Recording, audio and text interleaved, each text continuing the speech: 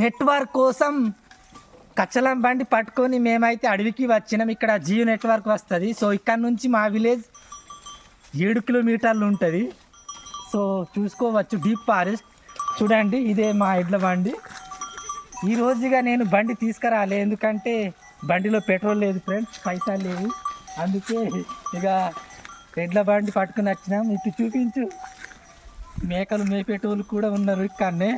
So ఇక్కడ G network వస్తుంది, అందుకే ఇక్కడికి వచ్చినాం. మా విలేజ్లో BSNL టవర్ వేసినారు, కానీ అది ఓపెన్ చేయలేదు. ఇక అది ఓపెన్ అయ్యేంత వరకు మాకు ఈ కష్టాలు తప్పవు. చూడండి ఫ్రెండ్స్, డీప్ ఫారెస్ట్. ఇక్కడ ఆల్రెడీ మేకలు కూడా ఉన్నాయి. చూడండి, చూస్తున్నాడు.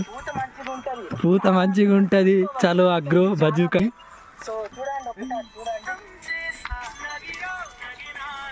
మొత్తం డీప్ ఫారెస్ట్ ఫ్రెండ్స్.